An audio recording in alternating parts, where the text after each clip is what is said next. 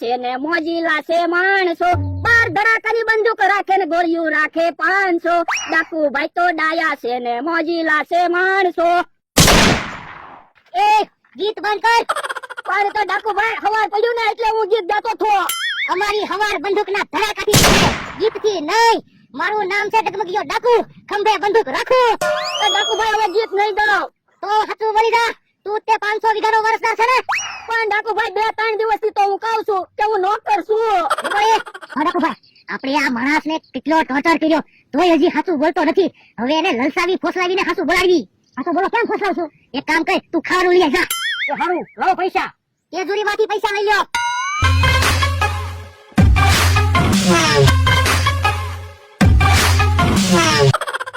જો બોલો ડાકુ ભાઈ તો પાણા હેઠે પૈસા રાખે. હેલા તારી પાસે કુલ કેટલી સંપત્તિ છે? એટલે તારી પાસે પ્રોપર્ટી કેટલી છે એમ કહું છું. એ મારી પાસે 4 ટી-શર્ટ છે અને 2 જોડી ચપ્પલ છે. હું કપડાની વાત નથી કરતો. તારી પાસે કેટલી જમીન છે, કેટલી ગાડીઓ છે, કેટલા બંગલા છે અને બેંકમાં કેટલા રૂપિયા પડ્યા છે એમ પૂછું છું. પણ તમે કીધું ને એ વસ્તુ તો મારી પાસે હું 500 વીઘાના માલિક ભોળા દાદા પાસે નથી. કોઈ વાંધો નહીં. યો ડાકુ ભાઈ નાસ્તો. આ તેને ખાશે એટલે હાથું બોલશે. તો હારું ઓલે તારે ખાવું હોય એટલું લઈ લે. એની બોલી ગામમાં કોઈને ખબર તો નથી પડી ગઈ ને આપણે અહીંયા સંતાઈને બેઠા છે ઈ? ના ના કોઈને નથી ખબર પડી. તો વાંધો નહીં. ડાકુ ભાઈ અમને ભૂખ લાગી, અમારે માટે નાસ્તો ન મગાવાય? પણ બધા માટે તો હું નાસ્તો લેવો છું. તો નાસ્તો તો એકલો ખાય છે. યો નાસ્તો પૂરો. હે બધો નાસ્તો તું એકલો ખાઈ ગયો? કેટલો ભૂખ્યો હશે, બધો નાસ્તો ખાઈ ગયો. મારે તો ટાઈમે ટાઈમે એટલો નાસ્તો જોવે. આ તો વાંધો નહીં. હવે હાચું બોલી જા. તું તે 500 વીઘાનો વારસદાર છે ને? પણ હું તમને હાચું તો કહું છું, હું નોકર છું. કાઈ વાંધો નહીં. તું અહીંયા બેસ તો. હવે તું ઉભો થઈ જા. લીમોડી તું બેસ. જોયું? નોકર હોય ને ઈ આવી રીતે બેસે. તું માલિકની જેમ બેઠો તો એટલે તું તે 500 વીઘાનો વારસદાર છો. હું 500 વીઘાનો વારસદાર નથી. ઈ તો ભોળા દાદા હારા છે ને તે મને રોજ આજે ખાટલે બેહવા દે એટલે મારે એમ બેહવાની ટેવ પડી ગઈ. હજી કહું છું હાચું બોલી જા, ખોટું ન બોલતો. ડાકુ ભાઈ હું ખોટું નથી બોલતો, હાચું જ કહું છું. મને જાવા જો ને, ભોળા દાદાને મારી વગરનું ગમતું નહીં હોય. મારા માણાનું ટી-શર્ટ પૂતળાને પહેરાવી દીધું. મને એમ તો થાય મારો માણા બેઠો રોજ મારી હારે ખાટલે બેસી જતો તો હું એને ખીજાતો. આ છે ની તે વાડીએ એકલું એકલું લાગે. મને આ સમજાણું માણા ન હોય ને ત્યારે તેની કદર થાય. મારે વાતું કરવી પણ પૂતળું થોડું બોલે. મારે કોને હારે વાતું કરવી?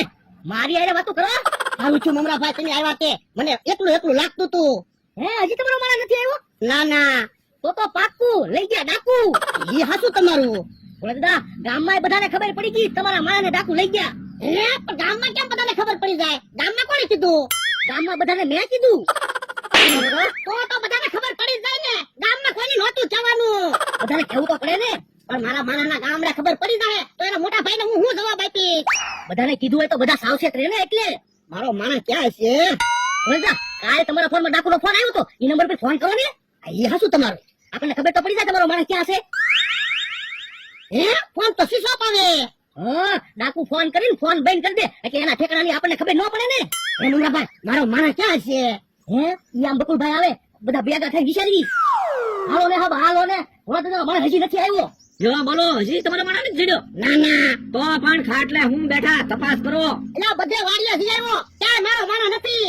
તો પણ અમને 5000 રૂપિયા આપો, અમે તપાસ કરવી. તો મારો માણસ ઘડી જાય. અરે ગમે ત્યાં હશે ઠેકાણું ગોતી જ લેવી. પૈસા આપો ને. એટલે 5000 રૂપિયા. હા, બસ આજ નહીં જડે તો કાલ જડશે, કાલ નહીં જડે તો પમદી જડશે. ગોચે 5 તમારા માણસને. હાલો મમરાભાઈ. મારા માણસને ગોતીને આવજો. મારો માણસ જડી જાય તો સારું, મને ખાવાનું નથી ભાવતું. આપણે ભોળા દાદા માણસને ક્યાં ગોચ્યું? આપણે કે એને ગોતવા જવાનું છે. એ ઘડીક અહીંયા ઉભા રહેવી પછી જાવી ભોળા દાદાને વાડીએ કહી દેવાનું તમારો માણસ ન જડ્યો. તો ભોળા દાદા આપણને ઢીબે નહીં પણ આપણે કપડા ફાડી નાખવાના અને કહેવાનું ડાકુએ અમને બહુ ઢીબ્યા એમ. ના અરે ના કપડા કાંઈ ફાડવા નથી. તો આપણે બીજા કપડા ન લેવા પડે. 5000 આવ્યા કે નહીં 2 નવા કપડા લઈ લઈશું. ઈ હાસું. પછી અત્યારે મોકો છે ભોળા દાદા પાસેથી પૈસા લીધે જ રાખવાના. બકુભાઈ ભોળા દાદા પૂછીએ મારો માણસ ક્યાં ગામમાં છે? તો કહી દેવાનું. ગામનું નામ તો કેમ પૂછું? ડાકુ બહુ ખાટા છે. બોલો આપણે 2 દિવસથી એને પૂછી તો હજી હાચું નથી બોલતો. તો પણ એના દાદાને ફોન કરીને કયો ને 20 લાખ દઈ જાય અને આને લઈ જાય. પણ મારે ફોન કેમ કરવો? ફોન ગામમાં ચાર્જિંગમાં પડ્યો છે. ડાકુભાઈ હું તમને એક વાત કહું. હું બોલ. એ તમે આવી જિંદગી હું કામ જીવો? પાણાનું ઓશીકું બનાવીને હુવું પડે, પાણી હાટું ભટકવાનું અને આવા જંગલમાં રખડવાનું, એની કરતા તો હારી જિંદગી જીવો ને. તો પણ તારા દાદાને કે ને 20 લાખ રૂપિયા આપી દે એટલે હારી જિંદગી જીવી. હવે તમે 20 લાખ રૂપિયાની હું વાત કરો? હું ભોળા દાદાની વાડીએ કેટલાય વર્ષથી કામ કરું તો એ મારો પગારે ના વધારતા. તારા દાદા હજી મને ઓળખતા નથી. હું કોણ? ડગમગીયો ડાકુ, ખંભે બંદૂક રાખું. સાચું બોલ નકર બંદૂકનો ધડાકો કરું. ઉભા રહો ડાકુભાઈ, બરાકો ન કરતા. તમને મારી ઉપર વિશ્વાસ ન આવતો હોય ને તો તમારા માણસોને મોકલો અને આજુબાજુ વાડીઓમાં પૂછાવડાવો કે હું હાસું કહું છું ખોટું કહું છું, હું નોકર જ છું. ઉભો રે લીંબોળી, તું વેશ પલટો કરીને જા અને આજુબાજુની વાડીમાં બધાને પૂછ આ હાચું બોલે છે કે ખોટું બોલે છે. વાંધો નહીં, જા. અને જો તું 500 વીઘાનો વારસદાર સાબિત થયો તો પછી તારી ખબર. ક્યાંક ઓલો માણસ ગયો ઈ કેહા કાકાને ને અમથાને ન પૂછે તો હારું, નકર ઈવડા ઈ તો અમારા દુશ્મન છે. ખોટું ખોટું કહી દે એવા છે કે હું ભોળા દાદાનો છોકરો છું. બોલમ કા હું બસ તો શેરડીનો રસ પી જાવ તો તમે તો રસ બધો પીએ જાવ ને. તમે મારી હાટુ કોઈ દે કાઈ વસ્તુ લાવ્યા?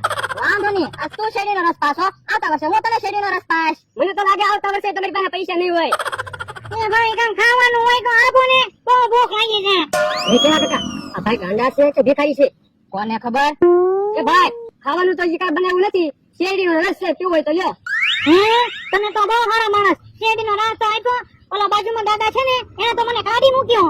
ઈ ડોહો છે દેવો, તમે લ્યો રસ પીવો. તું તો એના છોકરાને હું હાચવતા હશે?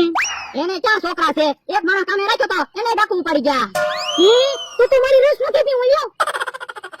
એમ છે ઈ ભાઈ કેમ રસ પીવાનો રહ્યા? કોને ખબર, કાઈ ખબર પડી નહીં. બકુડો ને મમરાભાઈ કેવા હારા માણા. મારે ગમે ત્યારે મુસીબત આવે ત્યારે પડખે ઉભા હોય ને. હે ભાઈ કોઈ ડાકુ પાસે જાય? બકુડો ને મમરાભાઈ એના જીવના જોખમે ડાકુ પાસે ગયા. એટલે હું છું કેમ ફફડાટી આવ્યા? ઉભા રહ્યો, પેલા પોરો ખાઈ લેવા જો પછી કેવી. પણ હું છું ઈ તો કયો. અમને કેવા ઢીબા, અમારા કપડા ફાડી નાખ્યા ને. પણ તમારા કપડા તો ફાટેલા દેખાતા નથી ને. જુઓ એટલે હા તમને તો બહુ ઢીબા હોય એવું લાગે. તો હું માઇન્ડ સચીને આવ્યા તો પણ મારા માણસને લેતા હોય ને. તમારા માણસને તો કેમ લાવો? એને તો દોરડેથી બાંધેલો હતો. કાઈ વાંધો નહીં, ખબર તો પડી ગઈ મારો માણસ ક્યાં છે ઈ. દાદા તમારા 5000 રૂપિયા ગયા હો. પૈસા ભલે ગયા, મારો માણસ ક્યાં છે ઈ તો કયો. હવે ઈ તો અમારે કેમ પૂછવા રહેવું? અમને ઢીબી નાખ્યા, તમે તો ભાગ્યા. પણ તમે ગયા ઈ રસ્તો તો તમને ખબર છે ને. હવે ભોળા એમાં એવું છું કયું ગામ આવ્યું ને કયું ગામ ગયું ઈ તે ખબર ન પડી. પણ મારો માણસ એ તો ડાકુ પાસે ને. અને ન્યા તો છે ને ડાકુભાઈ બહુ તડકો છે, કાક ઠંડુ તો મગાવો. ભોળા દાદા તો વાડીએ મને રોજ ઠંડુ પાણી ચા પાણી. તું હું મારો મહેમાન છો કે હું તારી હાટુ ઠંડુ ને ચા પાણી મગાવું? મેં તને કિડનેપ કરેલો છે. ઈ તો મને ખબર છે ડાકુભાઈ. તો તને મારી બીક નથી લાગતી? એમાં બીક ન લાગે, મારે તો માર ખાવાની ટેવ પડી ગયેલી છે. વાડીએ હું વાતમાં ઢોલું ખાવ અને તમે તો હજી મને એક તાપલી ના ડાડી. પણ એમ હું નિર્દોષ માણસ ઉપર હાથ નથી ઉપાડતો. એક વાર તું 500 વીઘાનો વારસદાર સાબિત છે પછી તું જો. હે ડાકુભાઈ ઓલું કોણ આવે? હા તો ભિખારી લાગે, ભીખ માંગવા આવતો હશે. તિજોરી ખોલો.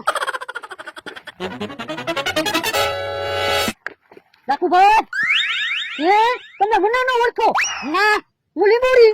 હે લીંબોડી તું? હા મેં તને ન ઓળખ્યો તો બીજું તો તને કોણ ઓળખે? હું સમાચાર લાવ્યો.